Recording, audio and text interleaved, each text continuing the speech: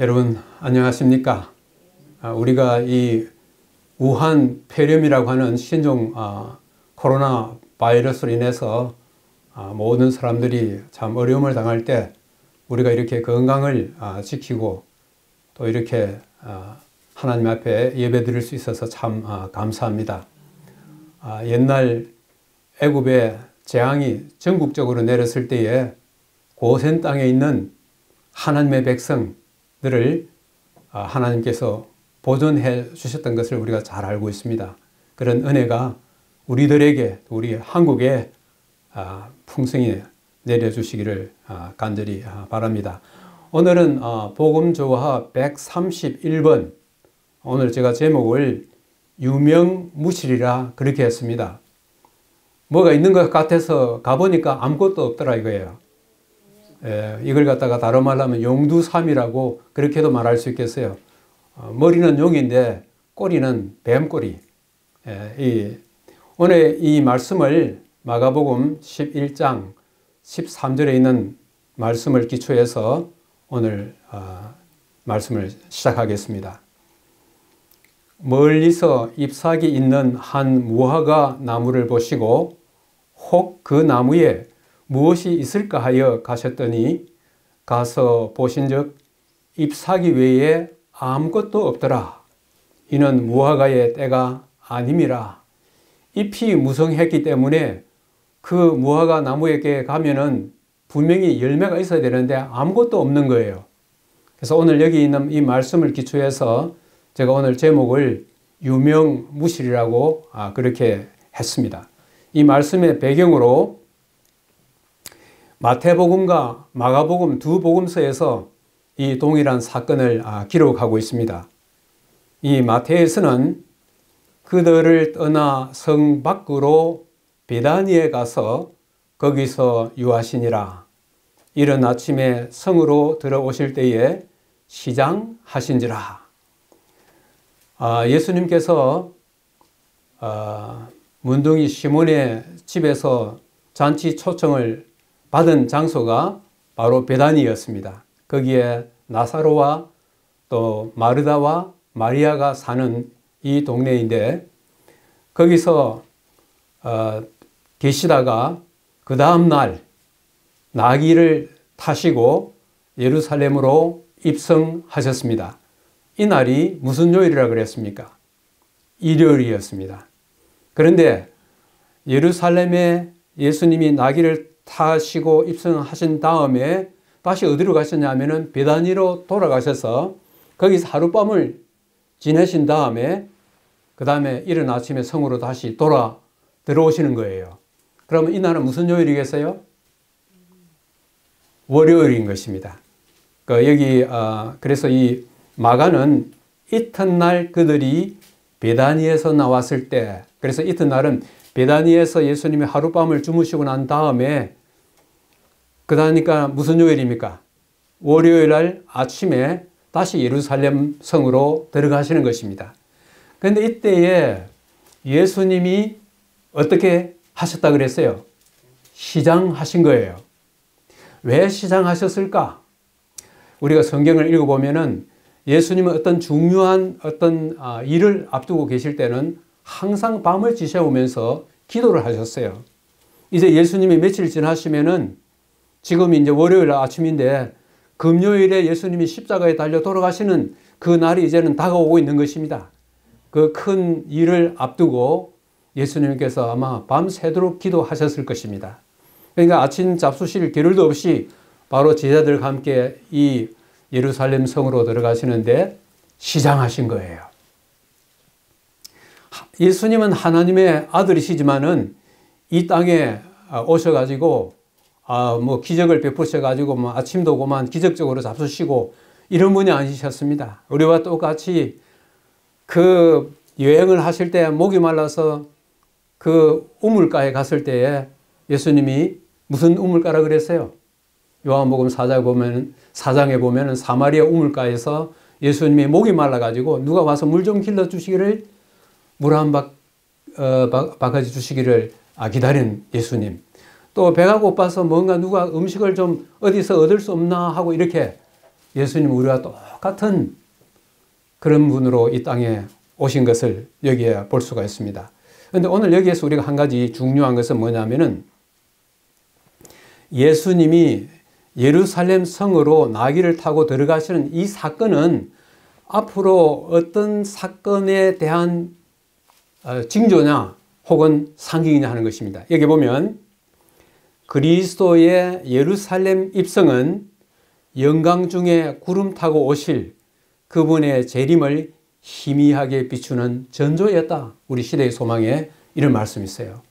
그러므로 오늘 예루살렘 성에 예수님이 들어가셔가지고 무화과 나무에게서 그 열매를 기대했다가 일어난 이 사건은 굉장히 중요한 것입니다.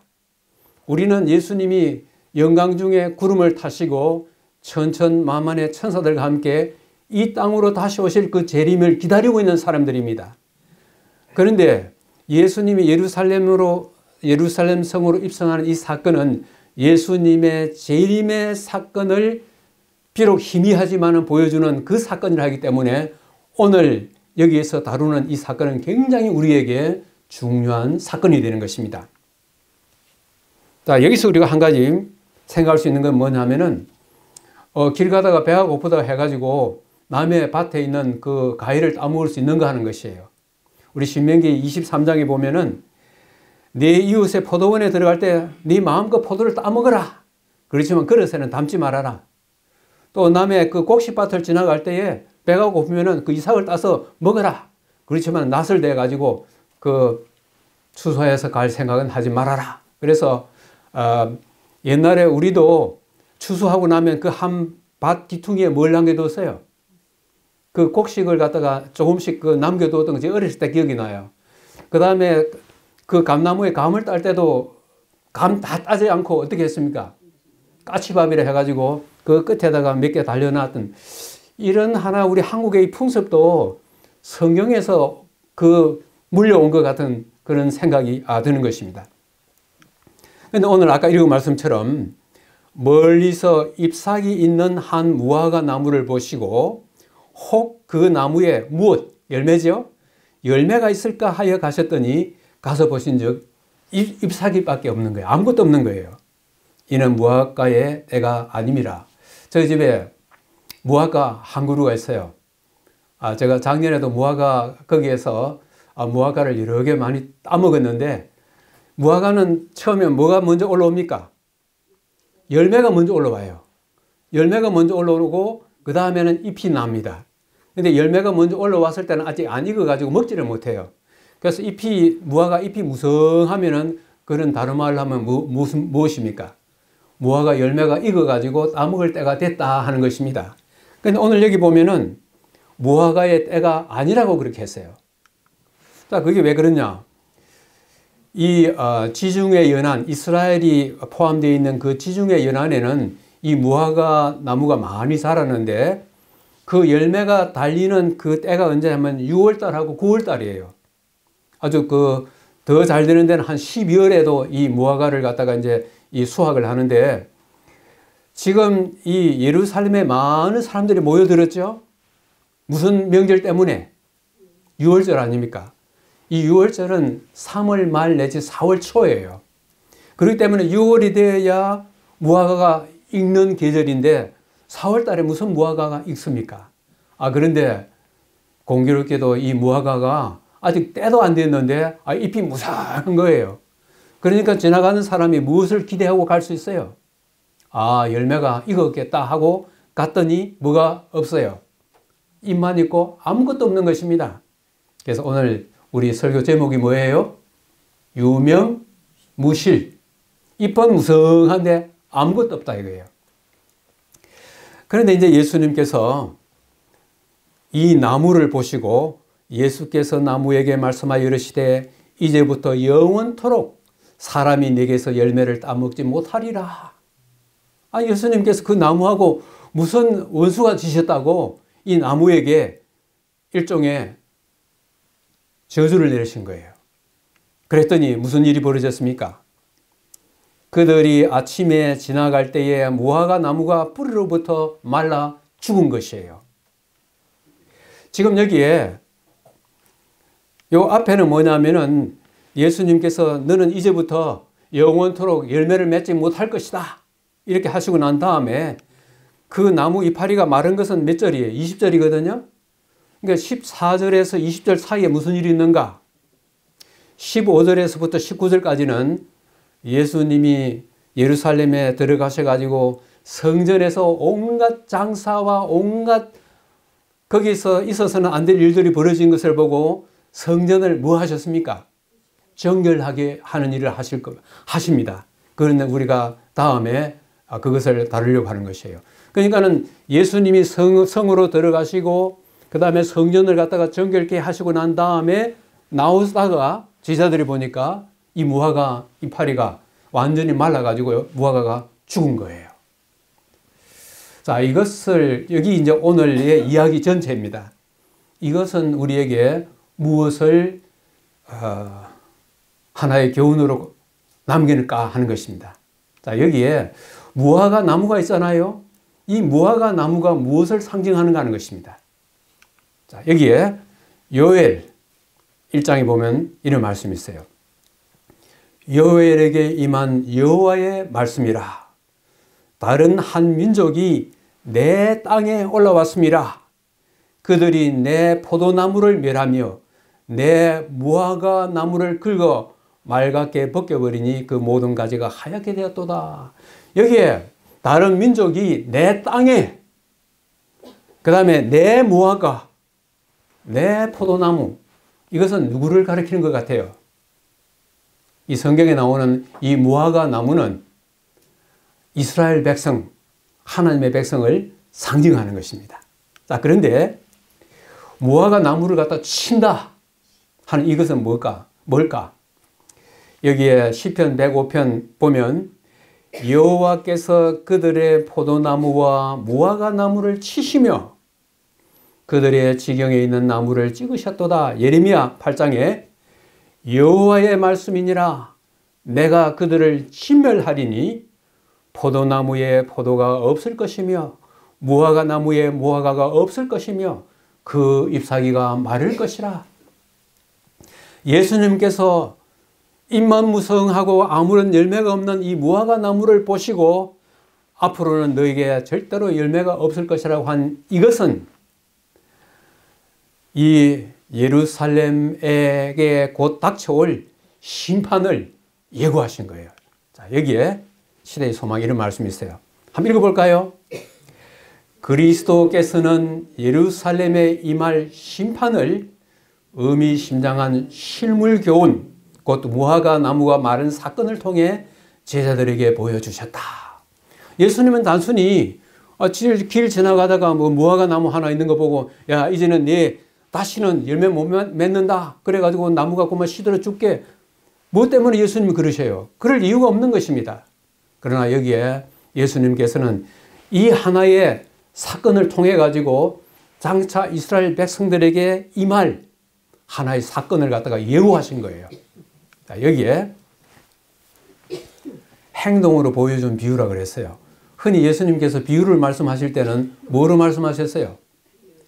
예, 입으로 말씀하셨어요. 자, 어떤 농부가 들판에 씨 뿌리러 가는 이 비유를 말씀하실 때에 예수님이 입으로 말씀하셨어요. 근데 오늘은 입으로 말씀하신 것이 아니라 무엇으로 말씀하신 거예요? 행동으로 무화과 나무를 보시고 너는 앞으로 영원히 열매를 맺지 못할 것이라 그렇게 한 것입니다. 이 행동으로 보여주시는 행동을 통해서 어떤 교훈을 가르치고 하실 때 우리는 구약 성경에서도 여러분 호세아 아시죠? 이스라엘 백성들이 하나님을 버리고 영적으로 이 다른 신들을 섬길 때 그걸 갖다가 영적인 간음이라 그렇게 했어요. 그래서 이것을 갖다가 이스라엘 백성들에게 가르쳐 주시기 위해서 호세아에게 뭐라고 했냐면은 너는 음녀를 아내로 맞이하라 그랬어요. 호세아와 같은 선지자가 아내를 맞이하려면 좋은 사람을 해야 될 거 아닙니까?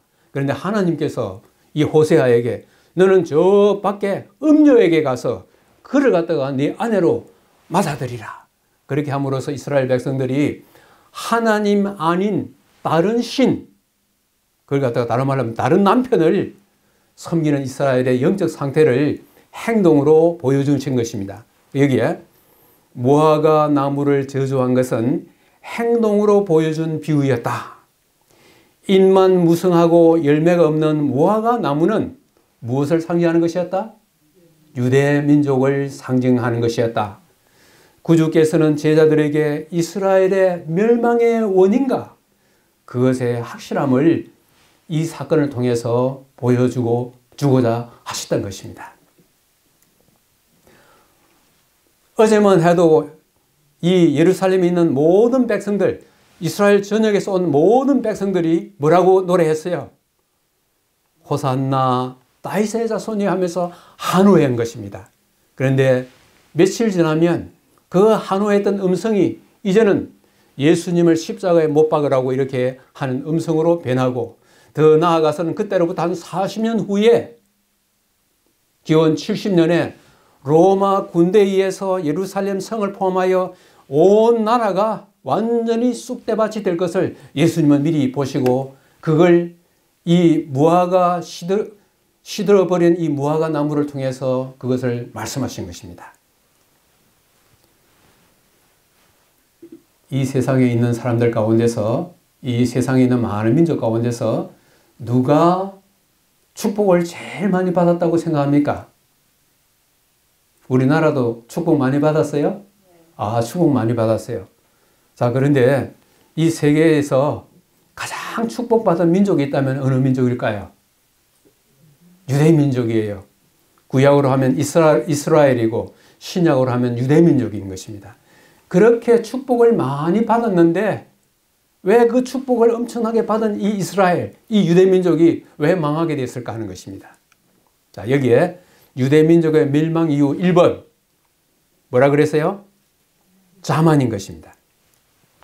유대인들은 하나님의 선민으로서, 하나님의 선택된 백성으로서 모든 다른 민족과 구별되었습니다. 그래서 그들은 항상 이것을 갖다가 아주 자부심을 가지고 살았어요.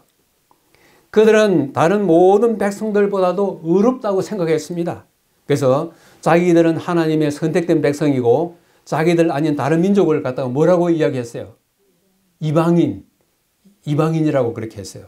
자기들은 하나님의 축복을 많이 받아서 이 땅에서 받았을 뿐만 아니라 앞으로 하늘에도 넉넉히 갈 수 있는 그런 사람이라고. 그렇지만은 저쪽에 있는 이방인들은 그렇지 못할 것이라고 하는 이런 자만심이 그들 마음속에 있었습니다. 그 다음에 두 번째 이유는 뭘까요? 제가 여기 뭐라 그랬어요? 속빈 강정입니다. 겉은 멀쩡한데 속은 텅텅 비운 거예요. 그게 속빈 강정이에요. 그들은 장엄한 성전과 신성한 제단, 관을 쓴 제사장들, 인상 깊은 의식들을 가진 이들의 종교는 외모로는 아름다웠지만은 뭐가 없었어요? 겸손과 사랑과 자비는 없었다 이거예요. 겸손과 사랑과 자비는 무슨 열매에 속하는 것입니까? 성령의 열매예요. 오늘 아침 우리의 기도력도 성령의 열매에 대해서 이야기를 하고 있습니다. 오늘 이 이야기 가운데서 가장 중요한 것은 열매예요. 하나님께서 이스라엘 백성들에게, 유대민족에게 엄청난 축복을 많이 주시면서 그들에게 맡겨준 하나의 사명이 있었어요. 하나님으로부터 받은 이 축복, 이것을 갖다가 이방 민족들에게도 나눠줘 가지고 그들도 함께 구원받도록 하라고 그렇게 했는데 그들은 그렇게 하지를 못한 것입니다. 열매 맺기를 하나님께서 고대했지만은 그들은 결국 열매를 맺지 못한 거예요. 여기 보세요. 그들은 세 번째 이유, 그들은 하나님께서 그들에게 위탁하신 진리를 세상 사람들에게 나눠주지 않았다는 것입니다. 우리가 성경을 읽어보면은 유대인들이 이웃에 있는 사람들에게 가서 하나님의 복음을 전하면서 이걸 믿어야, 이걸 받아들여야 여러분들도 살아요. 우리 함께 하나님 믿고 같이 삽시다. 그렇게 한 기록을 볼 수 있어요? 없어요. 구약에서는 노아를 통해서 하나님께서는 방주를 짓게 하여 120년 동안 하나님을 모르는 사람들에게 전도하게 했습니다. 그들이 복음을 받아들여서 함께 구원받도록. 그 다음에 아브라함은 자기가 있는 곳에서 또 어디를 이사 갈 때마다 뭘 쌓았습니까? 하나님을 섬기는 제단을 쌓아가지고 아직도 하나님을 모르는 사람들이 하나님을 깨달아 알도록 그렇게 했어요. 그 다음에 이 신약으로 넘어와 가지고는 예수님께서 12제자와 사도 바울을 포함한 12제자들을 온 세상에 보내서 하나님을 알고 하나님을 믿고 영생을 얻도록 하는 이 복음을 갖다가 전하게 했던 것입니다. 그러나 예수님 당시에 이 유대 민족은 그들이 이웃들에게 가서 이 복음을 전하는 그런 하나의 기사를 우리가 볼 수가 없는 것입니다. 그들이 진리를 가지고 있기는 했지만은 그 진리를 자기들만을 위해서 그걸 갖다 간직하고 이웃에게 나누어지는 일에 실패한 것입니다. 자, 오늘 하나님께서 이 땅에 있는 백성들을 사랑하시고 특별히 하나님께서 선택하신 이 이스라엘 민족, 유대 민족을 갖다가 사랑하셨는데 왜 자비의 하나님 주님이 저주를 내리시는가 하는 것입니다. 하나님은 사랑이신데 왜 때때로는 심판을 하시는 거예요. 여기에 제자들은 무화과 나무에 대한 그리스도의 저주를 보고 놀랐다. 왜냐하면 인자는 사람의 생명을 멸망시키러 온 것이 아니요 구원하러 왔노라고 그렇게 말씀하셨어요. 또 에스겔에는 뭐라고 했냐면 나는 악인이 죽는 것을 기뻐하지 아니한다 말씀하셨어요. 그런데 왜 하나님께서 심판을 내리시고 그걸 다른 말로 하면은 왜 저주가 임하게 하시는가 하는 것입니다. 왜 그럴까요? 우리가 이것을 알아야 되는 것입니다. 아주 중요한 것이에요. 하나님은 사랑이시기 때문에 절대로 사람을 갖다가 심판하지 아니하신다. 그렇게 우리가 생각하기 쉬운데 그것은 오해인 것입니다. 하나님은 사랑의 하나님이시고 무한한 자비가 있으시고 우리를 영원토록 용서하시는 분이지만은 거기에 한계가 있다고 하는 것입니다. 한계는 하나님 편에서 한계가 있는 것이 아니라 누구 편에? 하나님의 축복을 갖다 마음껏 부어주려고 그래도 사람들이 그걸 받지 않으려고 거절할 때는 하나님께서도 어쩔 수 없는 것입니다. 우리는 그것을 갖다가 여기에 한계라고 한 거예요. 여기에 각 시대마다 사람들에게 저희 시대의 빛과 특권, 즉 하나님과 화목할 수 있는 무슨 기간을 주었어요? 시험적인 기간을 준 것입니다. 그러나 이 은혜에는 제한이 있다. 한계가 있다. 하나님께서 우리에게 주신 이 시험적인 기간이 뭐냐면 바로 은혜예요. 은혜의 기간인 것입니다. 그러나 하나님의 이 은혜에도 무한적으로 영원토록 가는 것이 아니라 때가 되면은 그 은혜의 문이 닫힌다고 하는 것입니다. 그래서 이 은혜의 기간이 주어진 이 시기 동안에 뭘 맺어야 하는 것입니까? 열매를 맺어야 하는 것입니다. 하나님께서 유대인들에게 그렇게 많은 복을 갖다가 참 쏟아 부으시면서 또 예수님 오셔가지고 그들에게 온갖 노력을 갖다 다 했지만은 유대인들이 열매를 맺지 못하는 것입니다. 자, 열매의 중요성 여기 한번 보십시다. 한번 읽어보십시다. 마태 7장. 그들의 열매로 그들을 알리라. 나더러 주여 주여 하는 자마다 다 천국에 들어갈 것이 아니요 다만 하늘에 계신 내 아버지의 뜻대로 행하는 자 그들이 들어갈 것이라. 내 아버지의 뜻대로 행하는 자, 다른 말로 하면 뭡니까? 열매를, 하나님의 뜻대로 열매를 맺는 자. 오늘 열매가 굉장히 중요한 것입니다. 그 중요성 두 번째, 이 누가복음에 나오는 것입니다. 누가복음 13장에 한 사람이 포도원에 무화과 나무를 심은 것이 있더니 와서 그 열매를 구하였으나 얻지 못한지라. 내가 3년을 와서 이 무화과 나무에서 열매를 구하되 얻지 못하니 찍어버리라. 그랬더니 뭐라 그래요? 주인이여 금년에도 그대로 두소서. 내가 두루 파고 거름을 추리니 이후에 만일 열면 좋지만은 그렇지 않으면 찍어버리소서. 근데 여기서 아주 중요한 것 하나가 내가 3년을 와서 이 무화과 나무에서 열매를 구하되 이것은 실질적으로 어떤 일이 있었습니까? 예수님께서 오셔가지고 3년 반 동안에 그 유대인들을 위하여 할 수 있는 모든 하나님께서 그들을 향하여 가지신 관심과 그들을 향하여 가지신 그 구원의 모든 것들을 때로는 이적을 통하여 때로는 말씀을 통하여 3년 반 동안 그렇게 다 했지만은 그들이 맺으려고 하는 열매는 무엇입니까? 결국은 이 예수님을 하나님께서 보내신 하나님의 아들로 오신 이 예수 그리스도를 그들이 뭐라고 하는 것입니까? 십자가에 못 박으라고, 십자가에 못 박으라고 그렇게 한 것입니다. 하나님께서 주시는 그 은혜의 비를 그들은 받기를 거절하고 그것을 갖다가 물리쳐 버린 것입니다. 그때는 하나님께서도 어쩔 수가 없는 것입니다. 은혜에 뭐가 있는 거예요? 한계가 있는 것입니다. 그래서 아직도 기다리면서 이 두루 파고 걸음을 주고 그렇게 해서 열매 맺기를 간절히 바라는 하나님의 그 모습이 여기에 나타나 있어요. 그런데 끝끝내 열매를 갖다 맺지 못하면 하나님도 어떻게 하십니까? 하나님께서 하나님 편에서 한계가 있는 것이 아니라 사람 편에서 그 문을 갖다가 닫아버리는 것이에요. 그걸 갖다가 하나님의 은혜의 한계란 말로 표현되고 있을 뿐인 것입니다. 그렇다면 이 열매가 이리 중요한데 열매를 어떻게 맺을 수 있을까요? 우리 요한복음 15장에 아주 좋은 말씀이 있어요.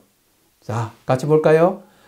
나는 포도나무요 너희는 가지라. 그가 내 안에 내가 그 안에 거하면 사람이 열매를 많이 맺나니 나를 떠나서는 너희가 아무것도 할 수 없습니다. 나를 떠나서는 너희가 열매를 맺을 수 없다 이거예요.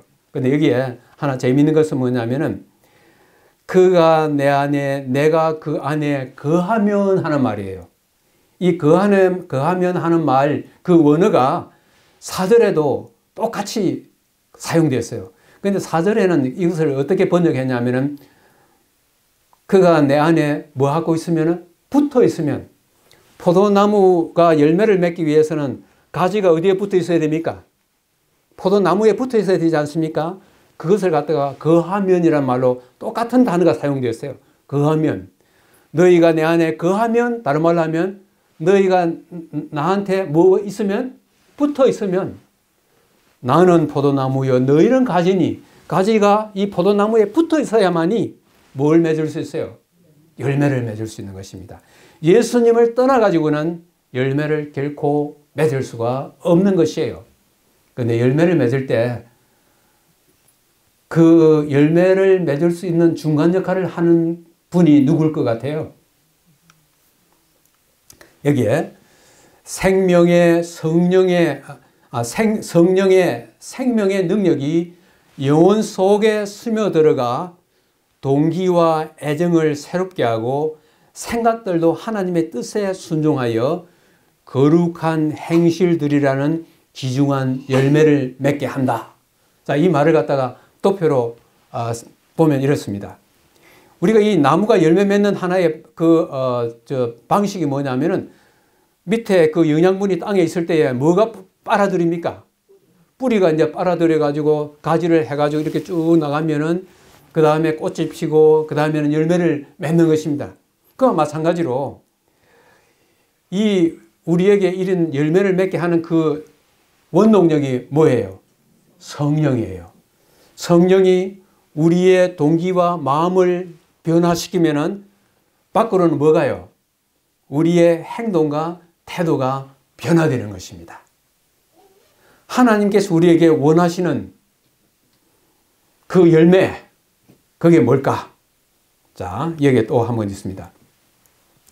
성령은 우리로 하여금 하나님의 모든 요구사항들에 기꺼이 순종하게 할 것이다.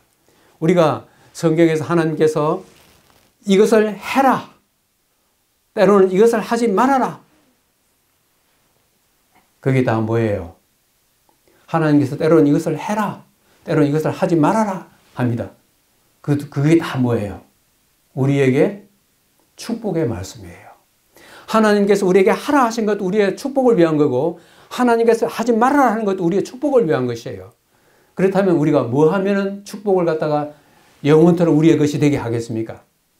그 하나님의 하신 말씀에 대하여 어떻게 하면? 순종하면.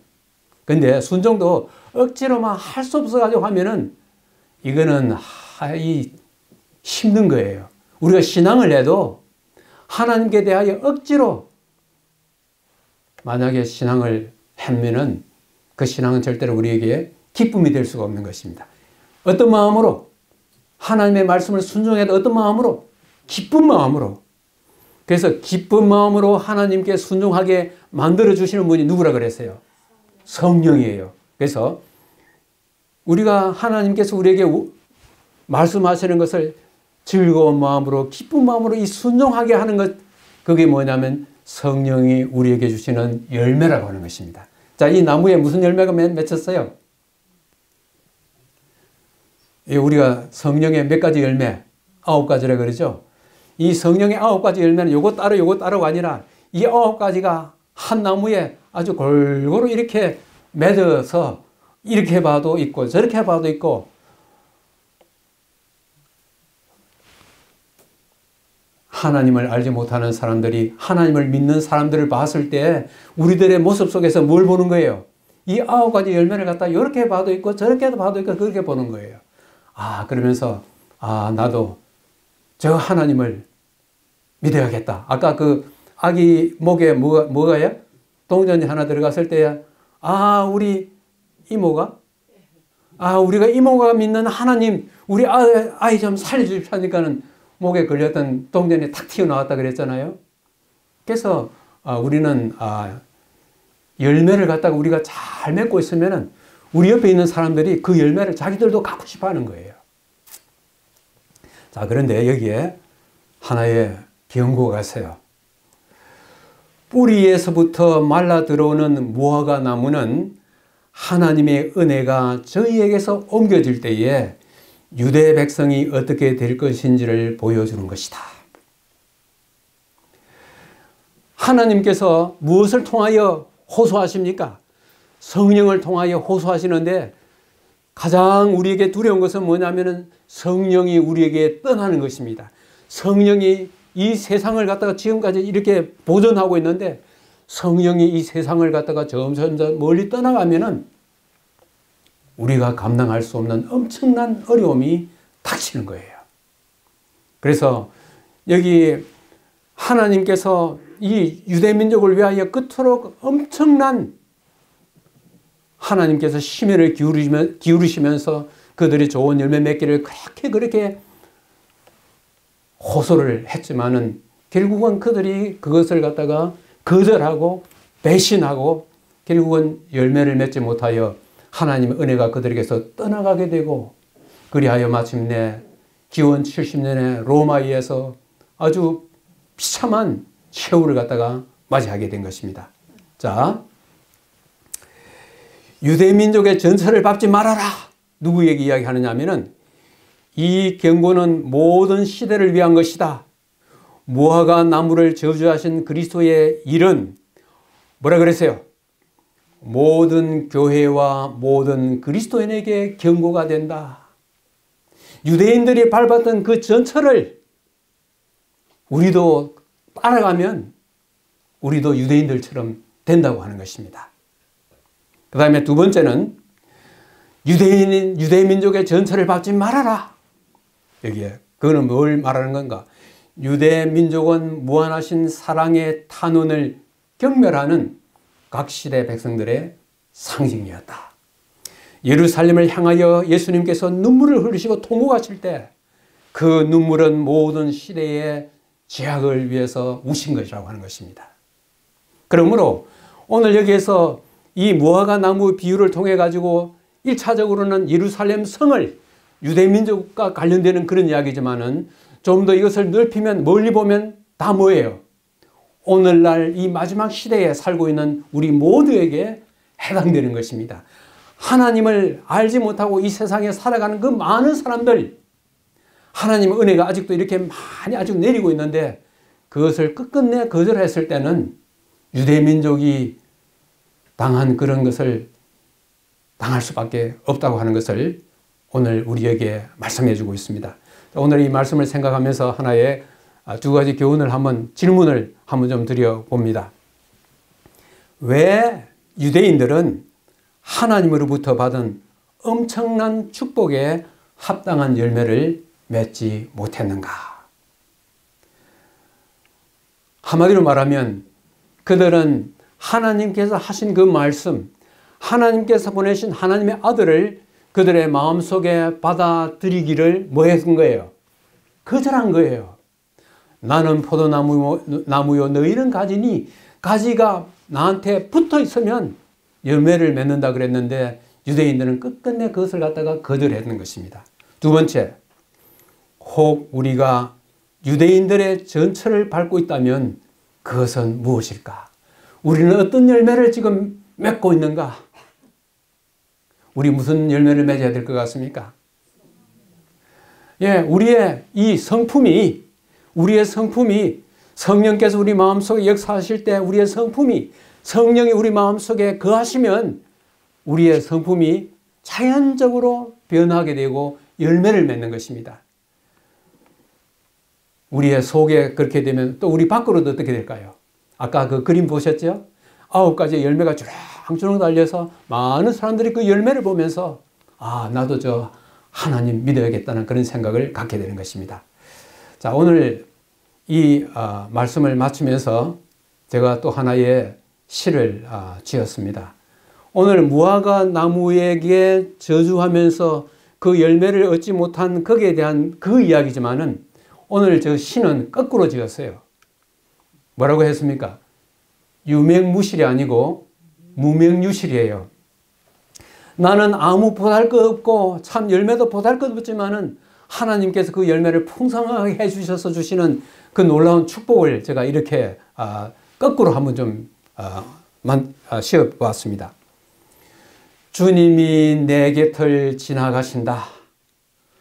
보잘것없는 나의 열매 곁을, 아무도 거들떠보지 않는 내 열매 곁을 주님이 내 열매 곁에 멈춰 서신다. 굳이 내 열매를 따드신다. 투박하기 짝이 없는 나의 열매를 달고 맛있다 하신다. 무엇으로 이 은혜를, 오늘 이 무화과 나무의 이 비유를 통해서 다가오는 한 주일 동안에 거꾸로 내 가지고 있는 것은 보잘것 없어도 주님의 놀라운 축복으로 살게 되는 것이 하나님께서 앞으로 우리에게 원하시는 열매인 것입니다. 그런 열매를 듬뿍 열리게 되는 한 주일이 되기를 바라면서 오늘의 말씀을 마치겠습니다. 아멘.